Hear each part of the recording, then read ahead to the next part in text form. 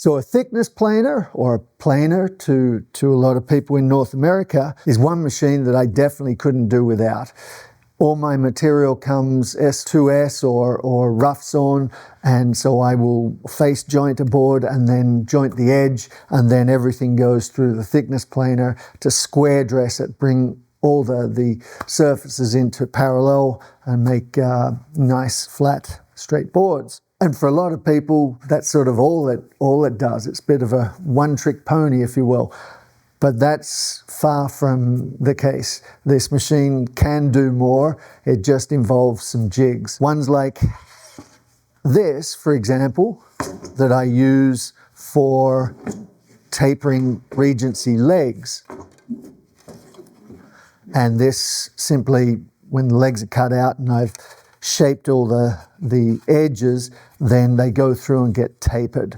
So I'm not going to talk about that though today, because I want to show you a jig that I just finished rebuilding, if you like, or building from new, but it's going to replace my old jig, and that's this one. I'm going to take you through how I built this and what it's used for. So if you'd like to see what this thing actually does, stick around.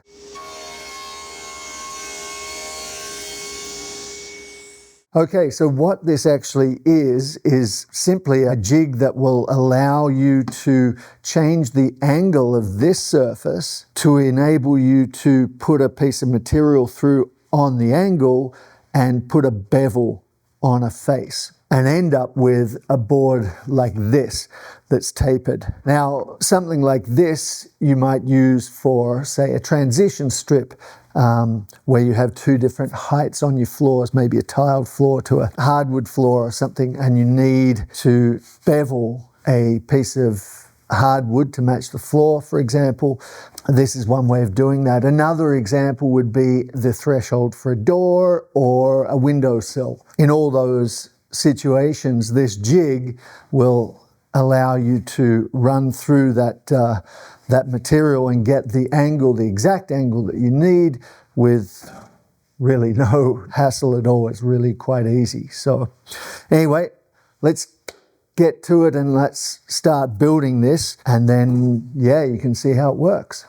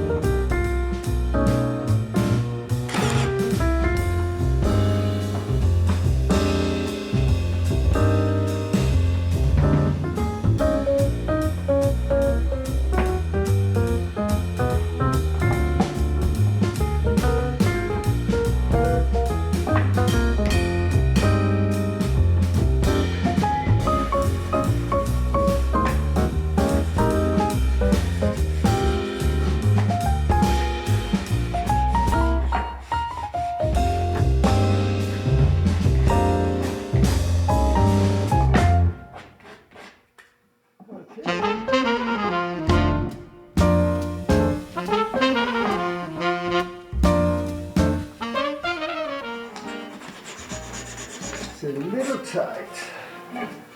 Just give it a really light sand with the 180. I do want it tight, but maybe not. Oh, that's nice.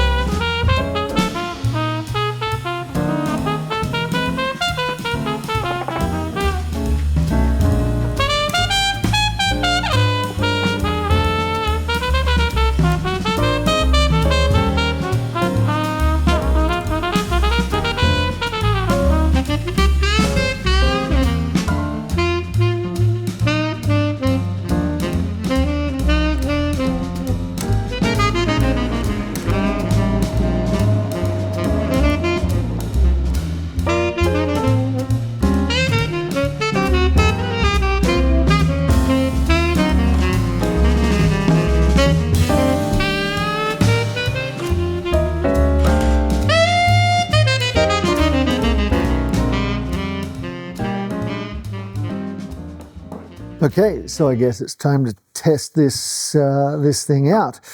What I've got here is just a bit of scrap really, an offcut, I guess, of cherry. It's 20, almost 22 millimeters thick by 130 millimeters.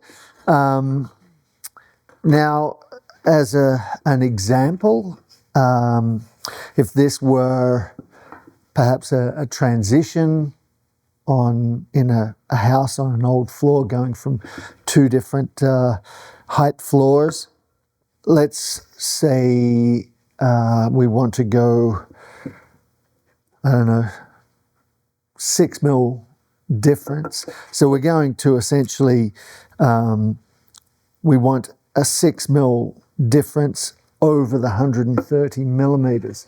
So what we'll do, for example, just using a piece of scrap, it doesn't need to be anything fancy, 130 millimeters, and we're going to go from nothing to 6 millimeters at that 130, and then just using a straight edge like this, I'm going to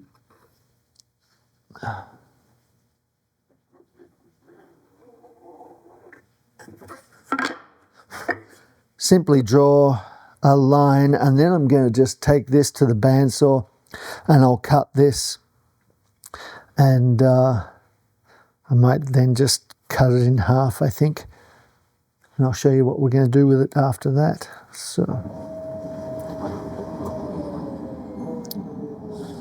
okay, so there you go.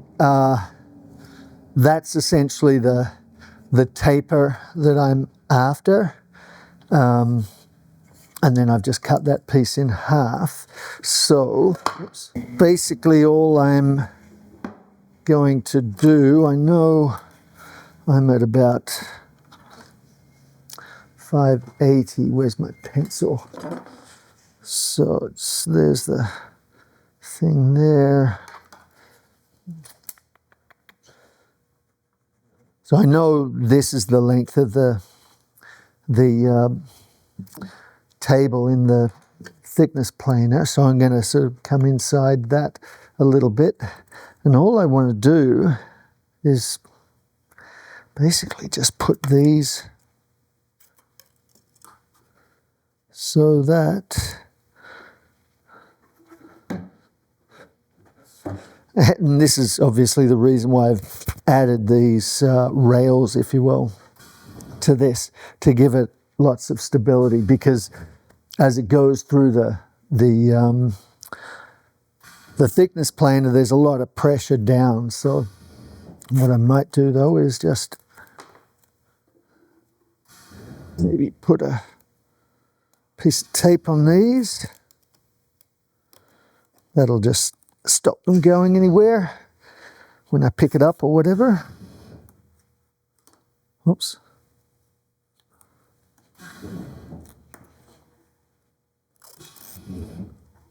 That ought to do it.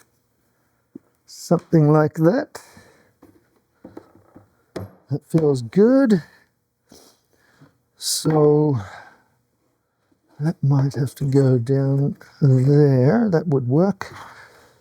And this is the idea, obviously, of offsetting the dowels here, is so that I can then change this up to get the perfect, for whatever width of material. But I might actually change that back for this one. That looks about right. So, all right, let's take it to the thicknesser and give it a shot.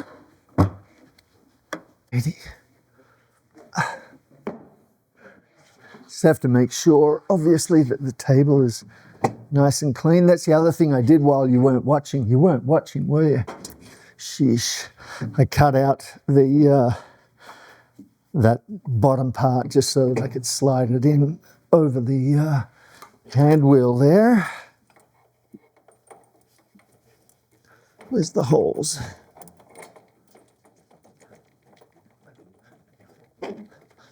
These don't have to be super tight.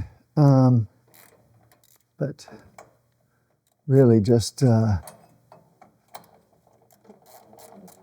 snug so it doesn't go anywhere, and tight enough obviously that the bolts are not going to rattle out. So, all right, so I guess what we want to do is measure. So we're at 110 millimeters. So let's just start there, shall we?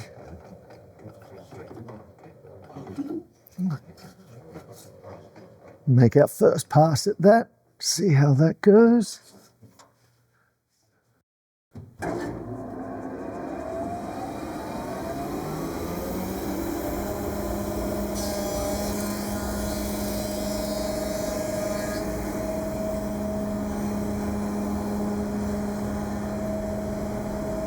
There you go. You can see there, its first little part is tapered.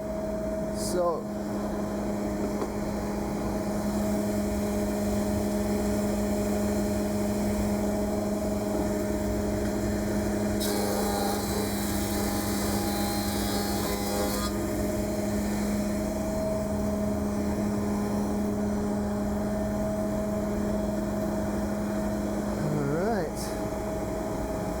getting better.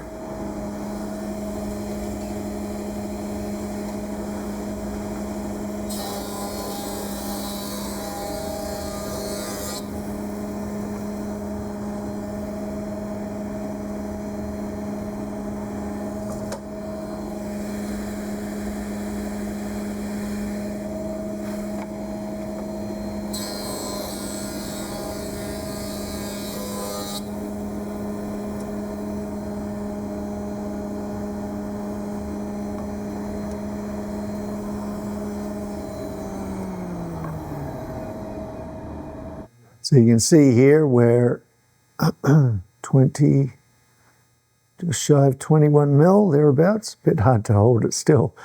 And just shy of 15 mil there. I don't know that that's focusing so well. But as you can see, there's a little bit of snipe. Probably doesn't help that it's a very short piece, and typically, obviously, if it's a transition strip, it's going to be at least the width of a door. So this is definitely less than half of what that would typically be. So super easy to then adjust the angle by cutting a different set of wedges, and it's not, you know, I'm not messing around with angles per se. It's all I'm doing is measuring the difference in the heights that I'm after. So whether that be for a transition strip like this, for example, or, you know, a windowsill or a threshold for a door or whatever, I'm still able to work to a difference in heights over a given width, and then, like I say, cut the wedges to adjust the angle of this platen part, if you like, and then just simply move the guide to the right spot to run the material through. So there you have it. Pretty simple. I hope you've enjoyed this video, and if you've got something out of it, please give it a thumbs up. Thanks very much for watching, and we'll see you in the next video.